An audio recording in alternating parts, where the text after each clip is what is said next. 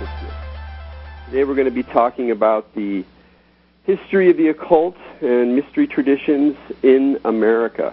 And this is something that's always been a fascinating paradox for people who are interested in the esoteric currents, the mystical currents, the deep religious traditions of the world. From an American perspective, one can sometimes feel as if it's all just imports. We're a rootless, very young nation as far as the histories of the world go, and many times in our spiritual search or fascination with religious traditions, we find ourselves going elsewhere, going east, going to Europe, going to the Middle East, digging deeper and deeper. And sometimes there's this question that, with the exception of course, Native American spirituality, which raises very difficult issues in terms of how people appropriate or relate or honor while acknowledging the difficulty of the past. With the exception of Native American traditions, nothing very much seems very American or very homegrown. Then you look a little deeper, and it's actually a different story.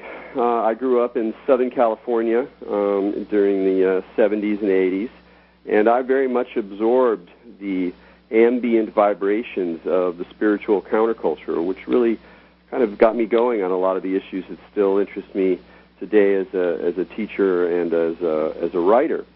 And one of the things that this led to is this kind of question about, where does this stuff come from? Why, for example, was California such a bizarre magnet for fruits and nuts and cults and sects and bizarre ideas and creepy mystic leaders and beautiful breakthroughs? Why did it all happen here? And so a couple of years ago, I started to do research on it, which wound up being a book called The Visionary State, A Journey Through California's Spiritual Landscape. And what I did was just tell the story, or the many stories, of Californian spirituality. And as I compiled all this information, it became clearer and clearer to me that there was something like specifically Californian tradition or set of traditions that ran concurrently, that had their own qualities of dogma, of ideas, of practices, of focuses, of different ways of organizing the search. And of course that takes place itself in a larger framework of American spirituality. What is American esotericism or American mysticism?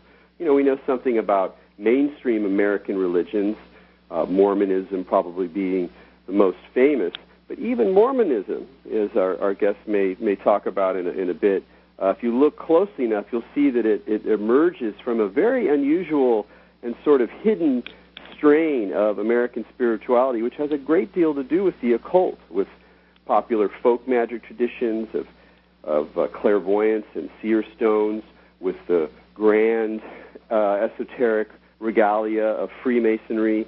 And indeed, the more you look at American religion and American history, you find these traces of deeper occult currents. And because of my interest, I was incredibly happy to discover that Mitch Horowitz was writing and has just published a book called Occult America, which really looks at has a nice broad survey from pre-colonial times through the 1960s of these various strains of specifically American mysticism and occult practice. And I know that my co-host, the lovely Maja Daou, is also excited by this book because she works at one of the centers of this American occult strain, the Philosophical Research Society in America. So was this book a kind of true to your own heart in a way, Maja?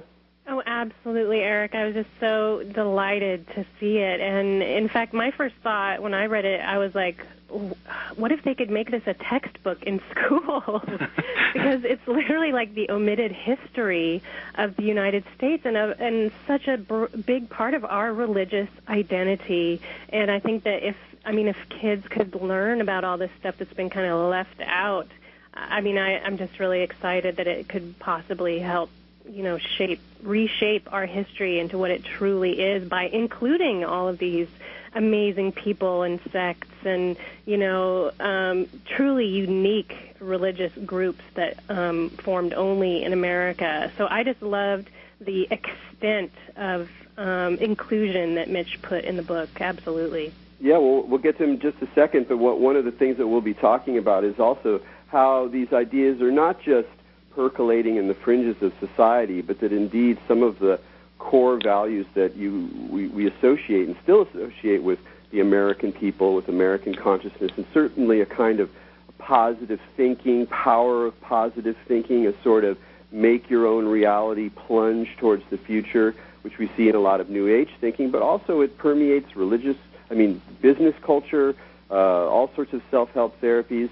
And one of the things that Mitch does, and I know that you too have written about, Maja, is this whole history of positive thinking and where it comes from. So it's important to emphasize that these are not just interesting stories about obscure characters, although they are very interesting and sometimes rather obscure, but that they really do feed into the main line of the American experience.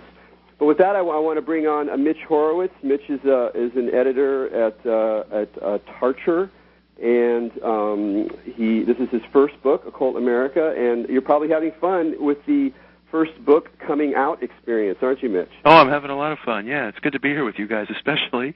It's good to be among family and doing a lot of different media and speaking around the country. And you know, it's remarkable to me. There's a lot of very, very mainstream folks who have probably never thought about occultism before, who seem to be interested in the book, very engaged about the book.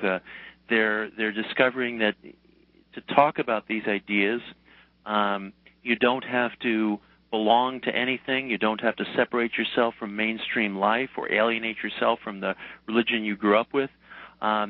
We should feel that the occult, the esoteric, the magical can be part of our lives, you know, as we currently conceive of them. It doesn't mean that you have to be a guy who stops putting on a suit and a tie and going to your job if that's what you do. It doesn't mean that you have to stop being a PTA president if that's what you do. I want people to understand that the occult can be a normal part of our existence. It doesn't belong to some strange other world. It underscores so many of our religions, our philosophies, and our therapies.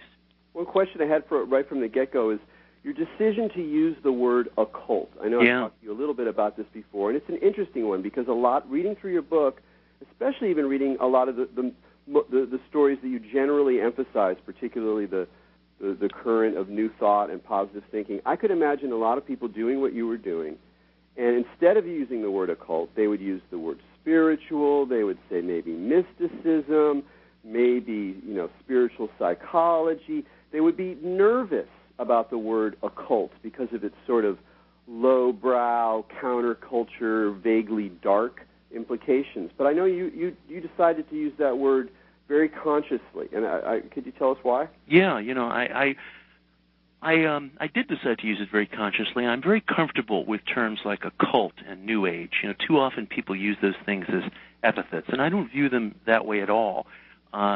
Occultism is a classical philosophy. It's existed in the Western world since its beginnings. The word only came into common usage during the Renaissance. It comes from the Latin word occultus, meaning hidden or secret. And really it means the belief in a kind of unseen or invisible world or another dimension that exists all around us. Some people might call it an afterlife. Some people might call it another dimension. Some people might call it heaven. But it is this belief in some sort of a hidden or unseen world whose powers can be tapped, and they work upon us. They run through us. And I think it's a word that we should keep in circulation. I don't have any sinister. It has no sinister connotations for me. It's a hot button word, and it has a certain romance to certain people. Other people find it a frightening word, but it really is a Western tradition. The word belongs in common usage. Likewise, I think the term New Age belongs in common usage. I mean, I work in publishing, and I can't tell you the number of colleagues I have who just want to run away from the term New Age as if it connotes everything that's soft-headed or unrealistic or just flimsy in its thinking, and I disagree with that. The case that I make in the book is that occultism became kind of a wellspring for the New Age culture, and that the New Age It has a point of view. It has a perspective. It believes that religion should be therapeutic. It believes in the equality of religions. It believes that the mind, to some greater or lesser degree, determines outer circumstance. So I think terms like the occult and New Age, in effect, should be taken back from people who just use them as smears. So I did make a very decided choice to stick with that term. There's a lot of really fascinating characters in your book, and really it's largely a character-driven story. But I'm curious, like, of all the people you talked about, particularly in relationship to these core values that you just outlined, this idea of a democracy of spirit, of a therapeutic value, a sort of positive thinking, a belief in the powers of the mind to shape reality. Who comes to mind as really like the key figure or one of the key original figures of this strain in American religious experience? Well, one of the figures in the book who most touched me and who's the subject of the second-to-last chapter in the book is the psychic Edgar Cayce, who lived and worked in the late 19th and early 20th century. He died in 1945. He was what we would call a channeler. In fact, he was the first one to use the word channel. Our usage of that term probably comes from Cayce. And he was a medical clairvoyant. He would go into a trance state and he would prescribe cures for diseases. He would diagnose diseases. And as he got older, he spoke about people having past lives. He would talk about how past lives were the cause of psychological neuroses in the present. And the beautiful thing about Edgar Cayce is you can follow a beeline throughout his entire life. He was never a wealthy guy. He was never a guy who lived in any level of material comfort. He often gave his psychical readings for free. And he was from the Bible Belt. He grew up in the Deep South, where he spent most of his life. There was no obvious jumping-off point for Cayce into occult concepts, and yet ideas like reincarnation and meditation and a mind-body connection and natural healing, many of these concepts became popularized through Cayce. He certainly wasn't the only one talking about these things, but he was the first American who, on a really popular level, prescribed meditation, for example, for its therapeutic qualities in reducing disease. And, so many of the things that Cayce was talking about, such as reincarnation, clairvoyance, were alien to the Bible Belt world that he grew up in. Where did he get these ideas from? I think he was tapped into something really remarkable, and he introduced these things into 20th century life probably more powerfully and with greater impact than any other single figure. So he was the grandfather of the New Age in a certain way. And yet, even that doesn't capture him. There was something special about this man. There was a warmth, there was an empathy, there was an ethics. The force of his character, I think, helped shape the personality of the New Age. And he's just been a source of endless fascination for me. The other thing about Cayce, and I think it's actually true for a lot of the figures in your book, and I think it's one of the more interesting discoveries that more mainstream readers would probably have from the book, is that he brought together certain elements, very positive elements of American Christianity, the ethics of American Christianity, the kind of the humbleness of it, with these esoteric streams. And we see that over and over again. Many of these figures in your book might be, characterized from another perspective as just kind of somewhat eccentric Christians working on the outside of more mainline faiths. And you are really kind of recovering the occult dimension of what they're doing. You're saying, look, yes, they were writing about Jesus, they were writing about love, they were writing about God in your life, but they were doing it from a kind of different framework than we normally see. And I think that's one of the most beautiful things about your book, is that you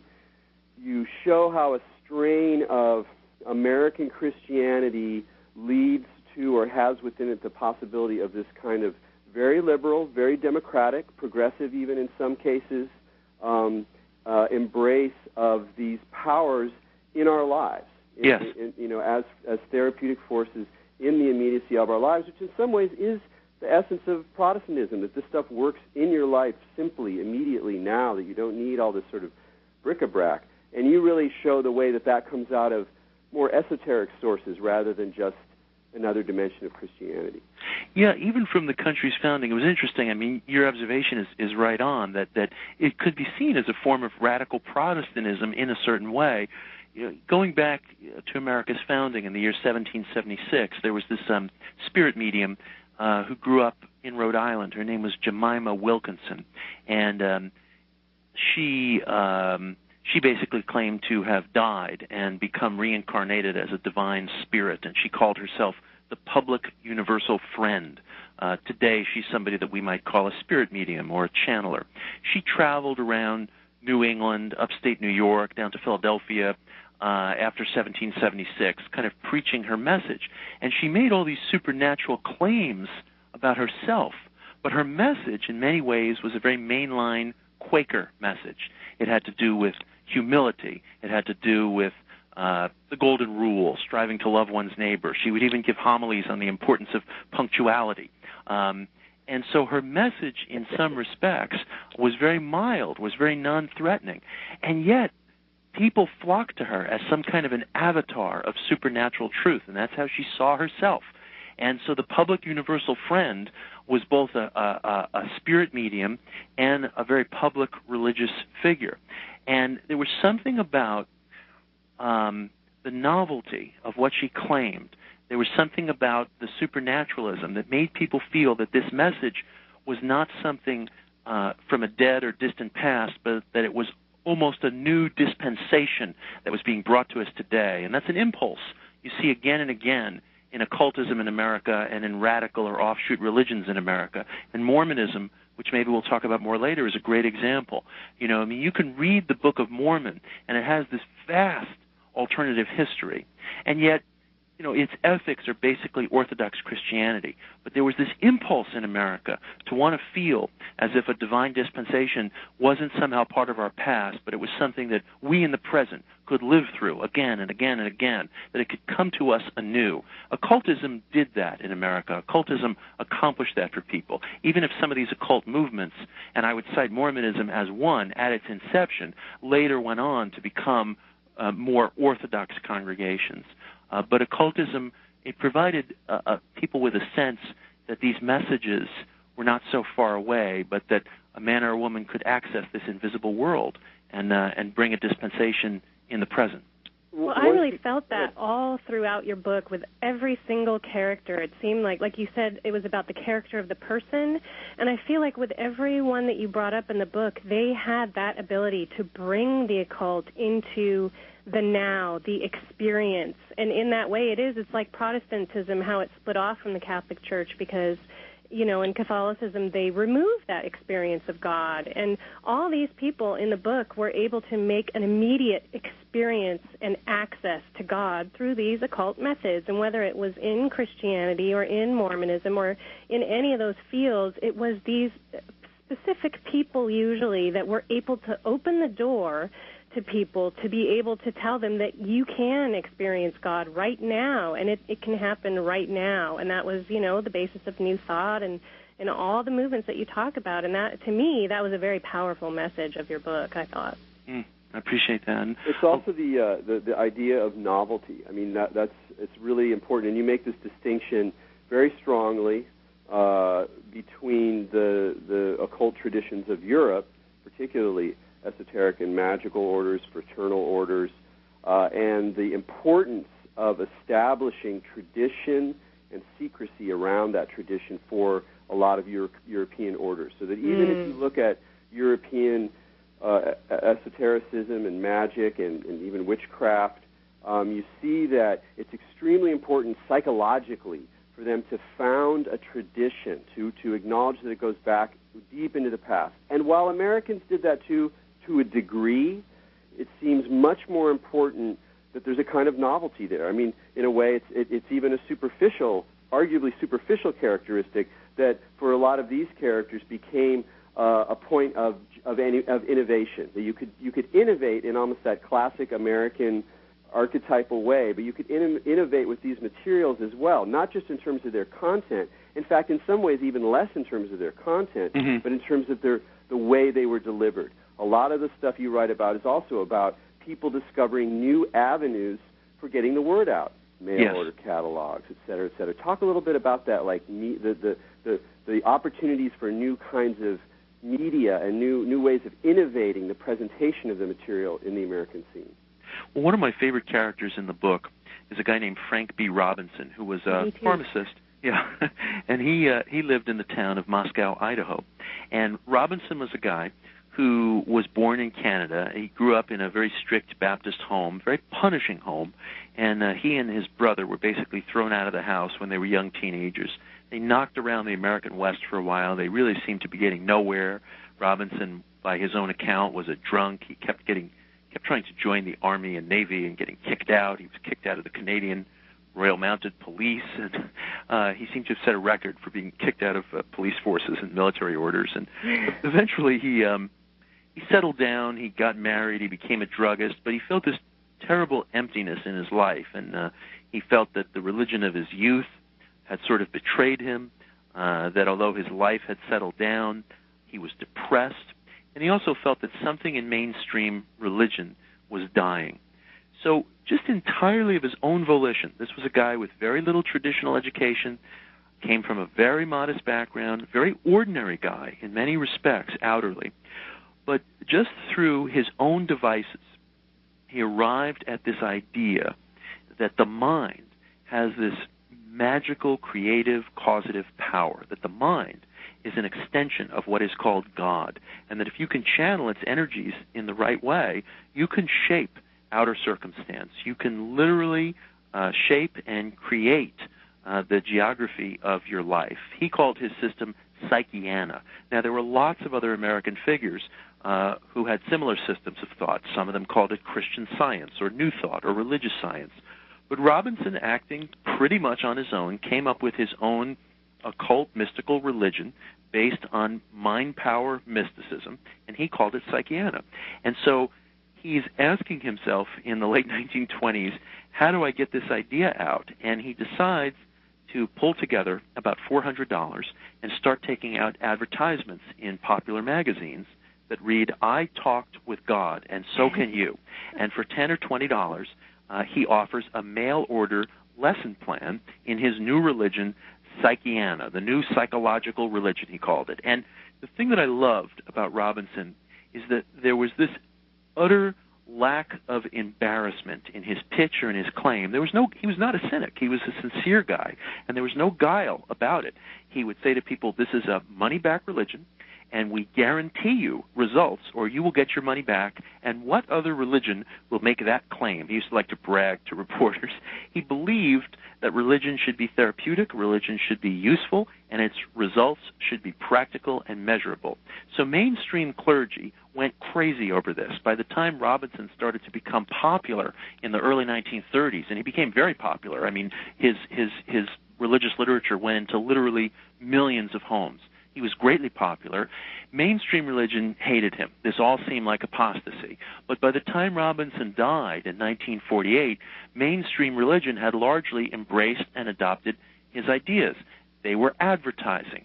Mainstream pulpits had begun to talk about the therapeutic value of religion, about they began to locate the antecedent for positive thinking in the Bible and say, look, this is something that men and women can do. They began, mainstream religion, particularly the evangelical Christian pulpits, began to take seriously the fact that religion had to be a healing force. Even though no one's heard of Frank B. Robinson today, he was really largely forgotten shortly after his death. His methods and his ideas, the ideas of a media ministry, the ideas that religion had to be a useful, healing, practical, measurable force. These things can be found from the pulpit of every mega evangelical ministry today. If you listen to Joel Osteen address millions of people on television on Sunday mornings, you're listening to the ideas of Frank B. Robinson. And I'm sure that Joel Osteen has never heard of Frank B. Robinson and is not interested in any of this, but it's in the groundwater of our religion. So I'm very touched by this whole thing, because you have this one guy, this druggist from Moscow, Idaho, seeking permission from no one, with no particular religious commitment, no great degree of education, who just resorts to his own devices and comes up with a theology, a religion, an outlook, a mystical idea, scratches his head and says, how do I bring this to people? Mail-order advertising, pamphlets, a mail-order course, and he just does this of his own devices. And I really liked his story, too, and it ties in with the whole secret phenomenon, which you talk about in the book, too, and how, because The Secret was a media success as well. They weren't as charming as Mr. Robinson, right. certainly.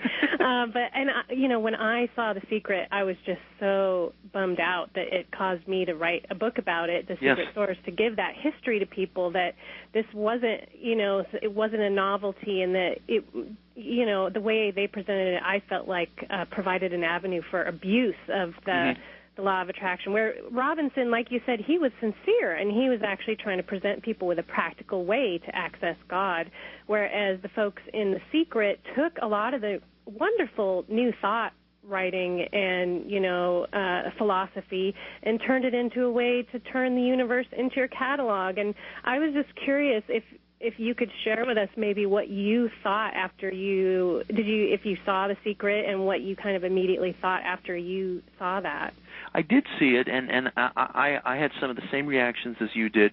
There was one thing, though, that interested me about it, and that was the fact that the woman who made the movie, Rhonda Byrne, lived in Australia, and I was interested in that because I thought to myself, I wonder if she had lived on one of the coasts here in America, if she had lived in New York City or San Francisco or Los Angeles, I wonder if her vision for that movie would have gotten off the ground in a certain sense. I mean, so many people said, my God, The Secret, these ideas, have been with us, for such and such generations, and people disliked the fact that she seemed to be kind of claiming some sort of custodianship over this idea, calling it The Secret. But the fact is, she may have lived in a place and come from a place where there weren't a lot of people around to insist to her that, this has all been done, and sometimes it can be a help to not be around that. And so she just proceeded, I guess, from her own interest in the matter, and who could have foreseen the explosion that it became? Yeah. I wanted to mention we're talking with Mitch Horowitz. He's the author of a new book called Occult America. I'm Erik Davis, and if you want to call in and ask a question, feel free. You can call up to 888-873-4643, and you can also email a question into mind@techgnosis.com. That's spelled TECHGNOSIS.com. That's my website. I want to take this question about The Secret a little bit farther. There's an interesting sort of political, ethical tension that goes through the book as well. I think you've very consciously chosen characters and told stories that emphasize the progressive politics that lie in potential in some of these strains of new thought, of positive thinking, and that's one of the interesting things I learned more about some slightly less known characters who really had a broad, democratic, progressive dimension to their vision of the way that the mind, the God-inspired mind, could influence and create a better reality. And at the same time, there is this spooky ethical problem that anybody who looks at this phenomenon for very long runs into, which is this idea that since you create your own reality, then crappy things that are happening to people out of their control, there's some culpability there, that we shouldn't even be looking at that stuff because it's kind of a bad vibe situation. Yes. And how do you see that tension? How to talk about the way that those two things can kind of play off each other, and how they, or even how they were resolved in different ways by different characters in your book. It's interesting. It's a tension that I think the characters in the book were never able to resolve. A lot of the pioneers of the New Thought movement, particularly the prosperity gospel, as it grew in the late 19th and early 20th century, were social progressives. And they found themselves tugged between these two different worlds.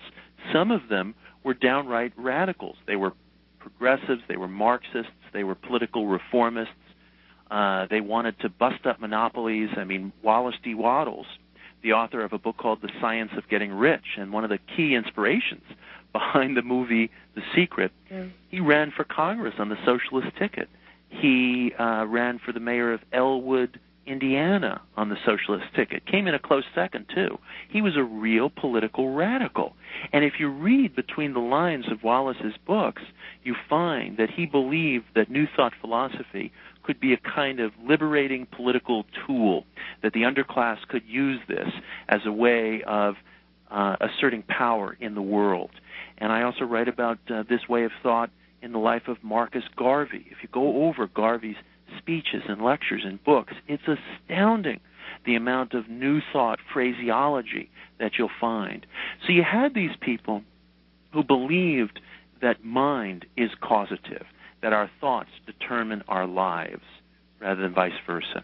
But you also had this impulse to be active in the world, to go out and to engage in activist politics.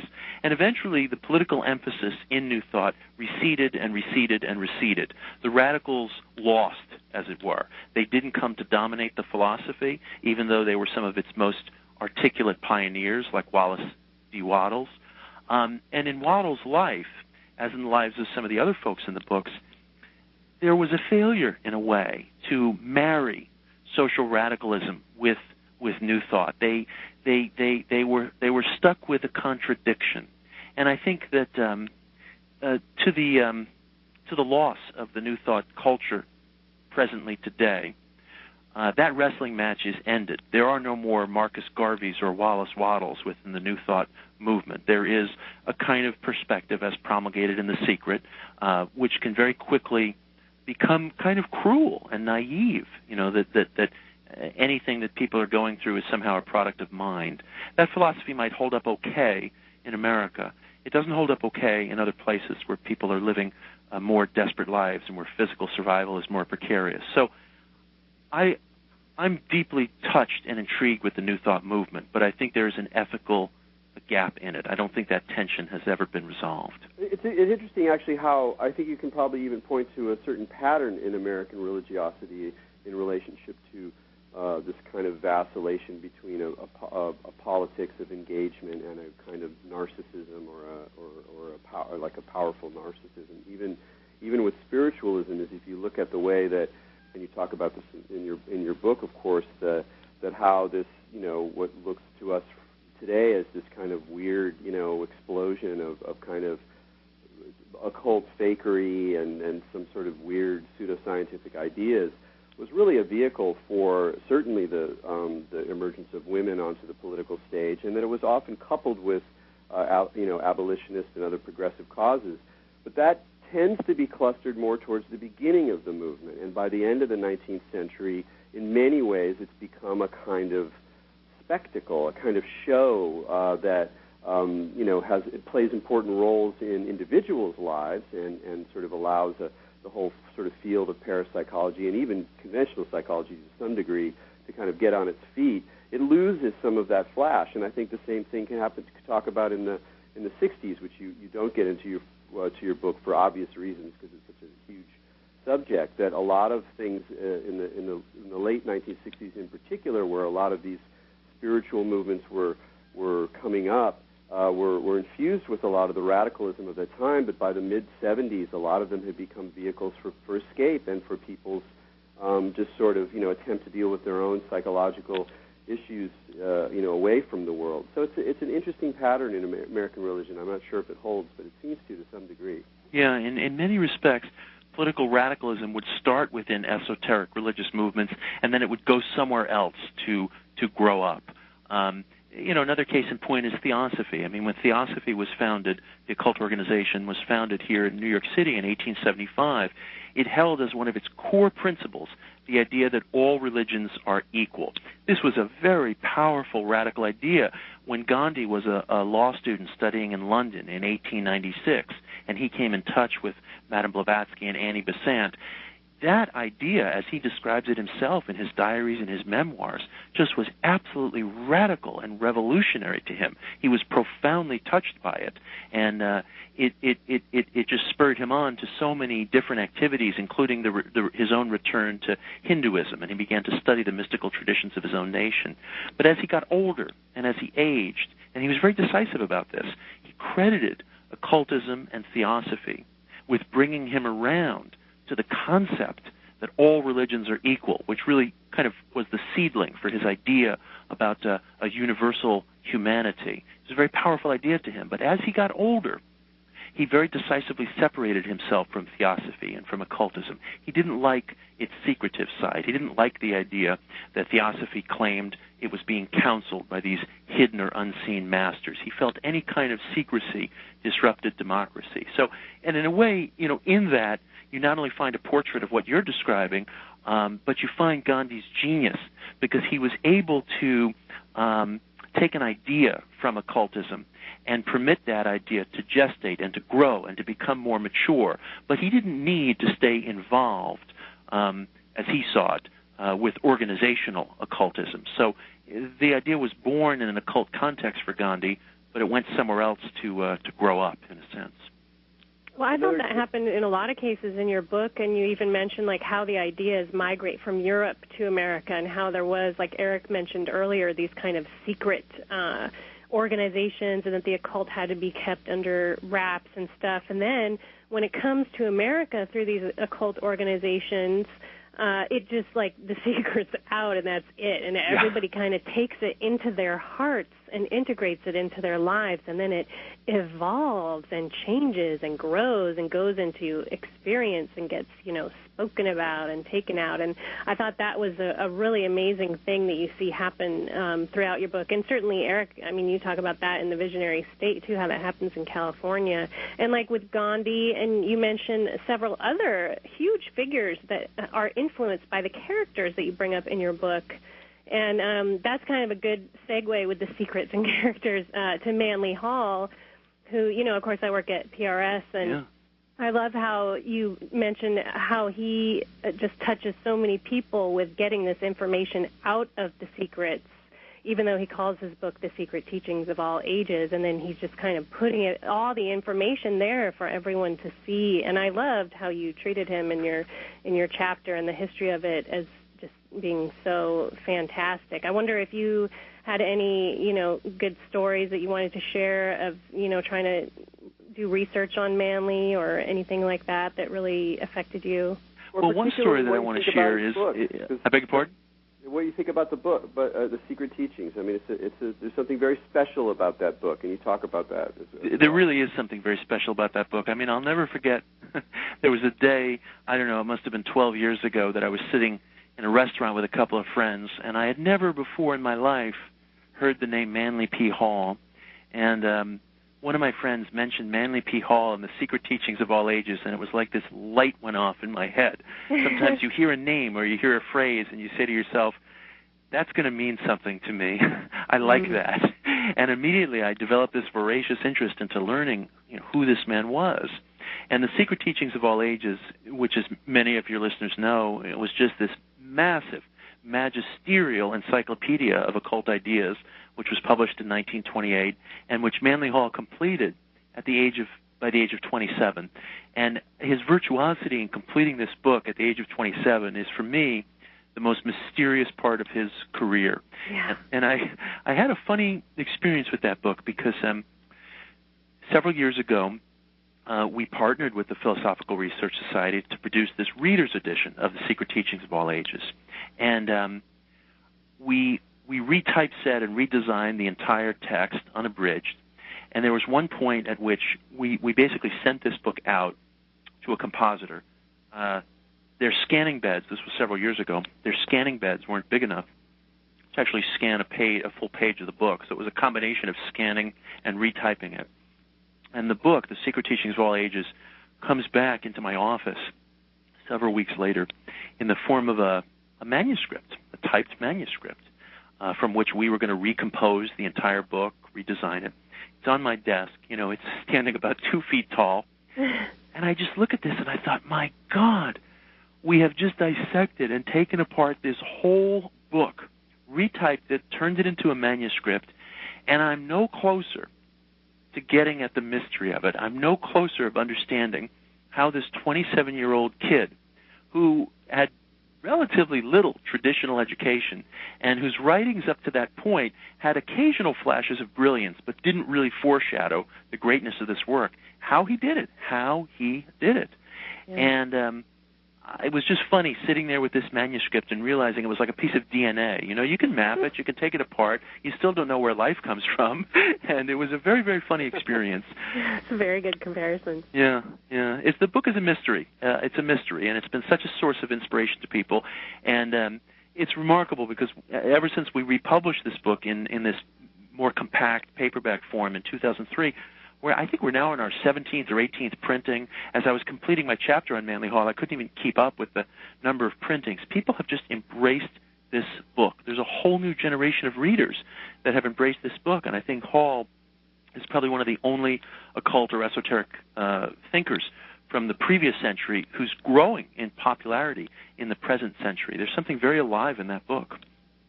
Well, I love this topic of books because and you as a publisher of esoteric books, I'm sure have thought a great deal about it, and it's very clear in your text as well. For me, the history of esotericism, the history of magic, is in many ways the history of books. It's the history of literature, of how books are produced, how they affect other books, how they're distributed, how ideas pass through networks of publishing, the publishing boom in the late 60s and early 70s of esoteric titles, as well as fantasy fiction, helped feed the spiritual counterculture of that time. As a publisher, and it's something that's also very clear in your book, too, you pay a lot of attention to when books were produced, how they were distributed, how they moved across the land. As a publisher, how do you feel about the relationship of literature and the production of books and pamphlets to the mysteries and the spiritual currents you're talking about? It's interesting. You know, books really are the channel through which mystical ideas travel, and that hasn't changed one bit. You know, when Joseph Smith wanted to spread a new gospel to the world, you know, there he goes in 1830 publishing the Book of Mormon. And so when Frank Robinson wanted to spread his mystical religion of Psychiana, he creates these mail-order pamphlets and just sends them out to people. And I find again and again that mystery religions, occult ideas, they travel through books. They always have, and it's interesting. You know, no sooner does someone sit down, either at a seance table or in some kind of channeling session, they come up with something meaningful. They put it into a book. It doesn't reduce the mystery of these things. It simply doesn't reduce the mystery of these things. You know, in the early 20th century, there was a guy named Levi Dowling who was a Civil War chaplain and later in life moved to Los Angeles. He created a channeled book called The Aquarian Gospel of Jesus the Christ, which is a very beautiful book. It's a story of Jesus traveling through India, and its basic moral is that all the religions of the world are the same. So flash forward a few years, there is this African-American mystery religion in Chicago in the 1920s called the Moorish Science Temple. Their leader is a man named Noble Drew Ali. He publishes something that comes to be called the Circle 7 Quran. It's a mysterious sacred book. Nobody knows what's in it. Nobody who's not a member of the Moorish Science Temple is permitted to look at it. Completely secretive. Decades later, it comes out that Noble Drew Ali's Circle 7 Quran basically consisted of large passages from the Aquarian Gospel of Jesus the Christ. And immediately, some critics want to say, that plagiarist, you know, that son of a bitch, how dare he? But the fact is, that's how religious ideas travel in certain respects. Where did the lexicon of Greek gods come from? Well, partly it came from the Egyptians. Where did the lexicon of Roman gods come from? Well, partly it came from the Greeks, the Egyptians, and the Persians. I mean, this is how religious ideas travel. We just have the vantage point of things being very speeded up today and easier to scrutinize. But when I discovered that this black nationalist mystery religion in Chicago called Moorish Science was using as its central text the Aquarian Gospel of Jesus the Christ, which promulgated the universality of all religions. I thought, well, in truth, how radically different is that from the Greeks adopting Thoth into their god Hermes, the Romans adopting Hermes into their god Mercury, and so on and so forth. Mercury getting adopted into certain Catholic saints. You know, religious ideas travel. So you see this in books, you see this in written works. It's just that with our publishing culture today, sometimes you can actually connect the dots very quickly, and in previous times it took centuries to figure out these connections. Well, and I just wanted to point out and say to you personally, Mitch, that there's this macrocosm, microcosm going on that I see in your work. I mean, you look at your book, Occult America, and it takes together all these ideas of people that tried to re-infiltrate these ideas into popular culture, to reinvigorate the occult. And then your book does that on a larger scale. And by telling all the stories of these people who are trying to reintegrate that, your book reintegrates all those ideas into a culture. And I really feel like you as a person then, on another macro level, really do that with your career and through your publishing and through getting these ideas back out. And you really go to, you know, you've dedicated your career to reintegrating a lot of these books, whether it's Manly or Neville Goddard or all these amazing people. So I think that I just wanted to thank you personally for, you know, having a role in that in the publishing world to reintegrate all these ideas. Well, thank you. I'm very touched by that. Well, as a publisher, you're also, you know, no doubt looking at into the future and the emergence of e-books, the possibility that it becomes even more difficult to sell books in an era of, you know, PDFs, in the general shift of reading habits and even people away from reading into different forms of communication and media. And I'm wondering if you've thought, I mean, you must have, since you're dealing with this material as part of your, you know, your publishing role, that how you see things shifting now, like how if you can look back and see the importance of books, not just writing, but books as like objects of transmission. How are things changing now? How do new versions of these thoughts emerge now? The Secret is not a book; it's a DVD. So it's like, and a book and a multi-pronged marketing campaign, but it's sort of there's a difference going on now. How do you see that? Well, you know, it's interesting. People, I tell my colleagues and the people I work with, this is a time to watch things very, very carefully.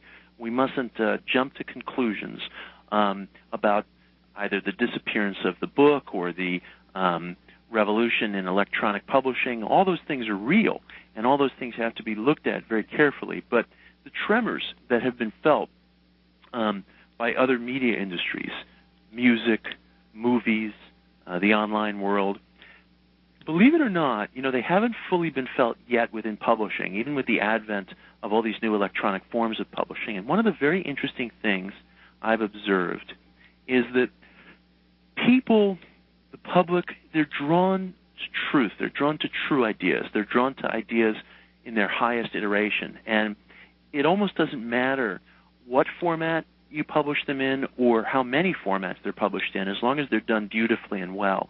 Like, we put out a new edition of a book that you guys know very well, that you've written about, The Kybalion, which is a book of mysterious authorship that appeared in the early 20th century that's filled with a mixture of Hermetic and New Thought ideas. The Kybalion is available to download for free on the Internet. It's in 100 different editions. And we've just gone into our fifth printing of this very beautiful edition of this slender, powerful, interesting book. We republished Wallace Wattles' book, The Science of Getting Rich. And again, there were many competing editions. The thing could be downloaded for free online. It's in public domain.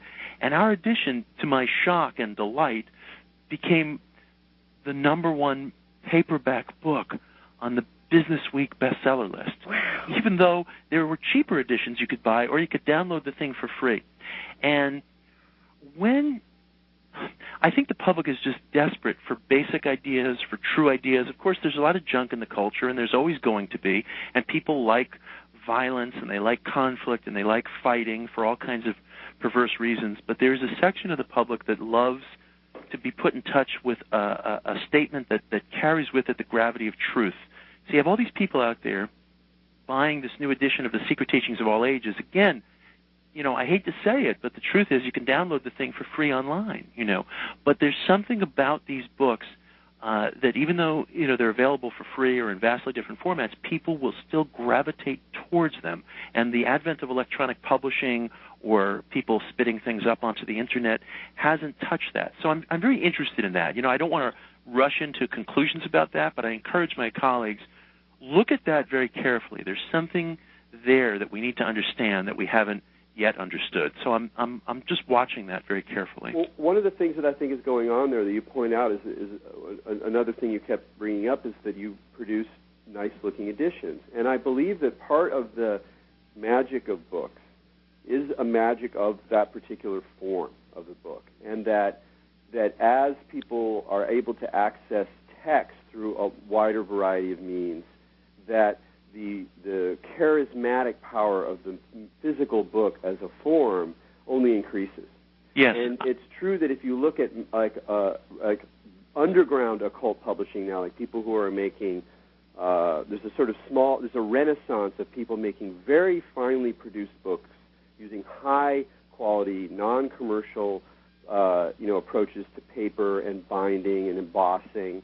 And it's a small world, but it's still a very powerful one, and it sustains itself.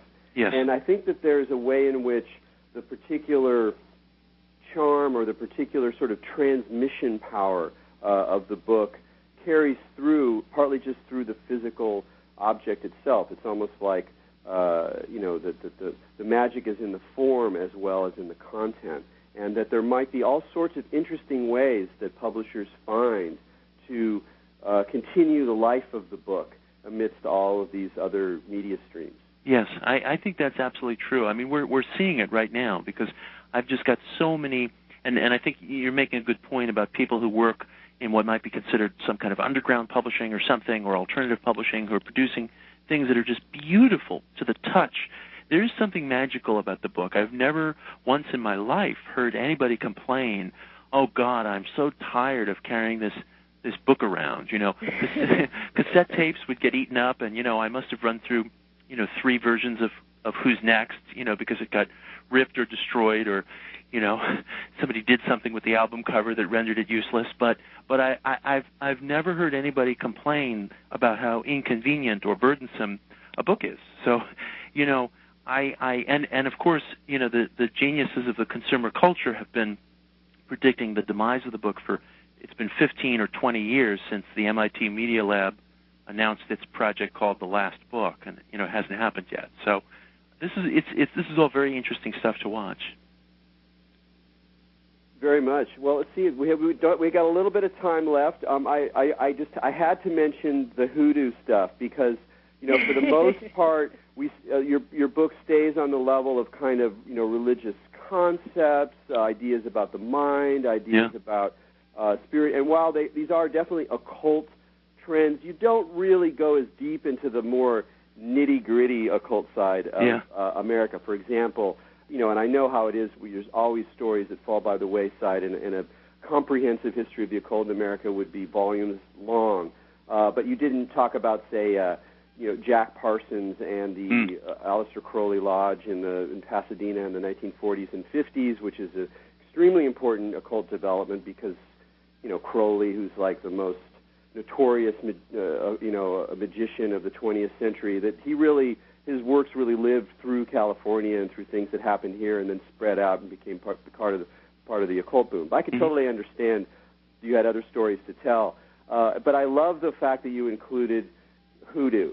And I didn't know very much about it. I mean, I knew a little bit about it. And it was a much richer and much more dynamic field than I had expected. Could you just talk a little bit about that and how you discovered it and why you decided to include that in your book? It's funny. It's like I was saying earlier, sometimes when I first heard the name Manly P. Hall, it was like a light went off in my head. And I felt some gravitational pull toward that man and his ideas. The same thing happened to me when I first heard of hoodoo. I asked myself, what is this? And in asking what is this and sort of tugging on this thread, this whole tapestry began to appear. Hoodoo was an African-American slave tradition. It was an occult religious tradition, a supernatural religious tradition that developed among slaves, displaced people who were trying to hang on to some vestiges of the old ways while adjusting to life in a very, very cruel world. And it became a system of magic that would make use of soaps, perfumes, candles, herbs, animal parts, ordinary household objects. And I was deeply touched by this whole system. And then something drew me back to the memoirs of Frederick Douglass, the abolitionist hero, which I hadn't touched for years.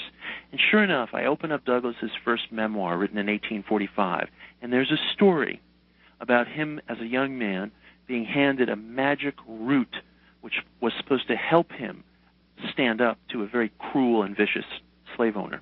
And he takes this seriously, and he writes about this respectfully.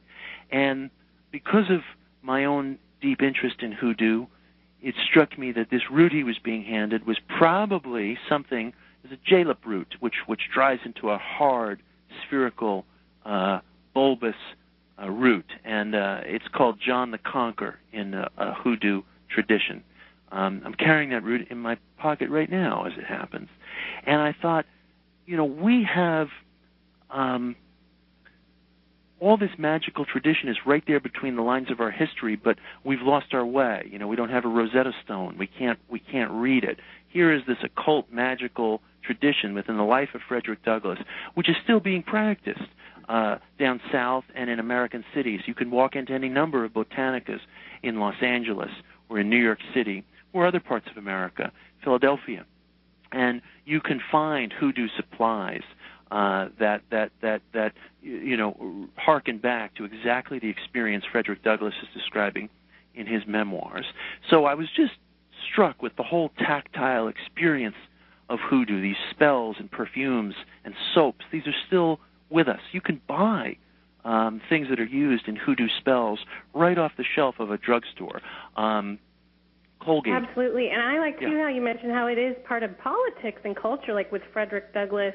And then another character who you mentioned briefly in the book, who I love, Paschal Beverly Randolph. Yeah. He was a slave and actually bought his own freedom and became a doctor and infiltrated hoodoo into many levels of society, both in, secret-ish sex, because he was a Rosicrucian, but then also he would go and give lectures on sex magic to all these, white politicians and would integrate hoodoo into popular culture. And this is a black man who was a slave who freed himself, and those kind of characters and the effect that hoodoo has, I thought was extremely important, and I was very glad that you mentioned them in the book. Yeah, when you write your revised, expanded edition, Mitch, I definitely want more material on Randolph Beverly. Yeah, I wanted to spend more time on Randolph, but there, as you were describing earlier, there's a certain circumstance where, I'm trying to sort of weave everything into this opera, and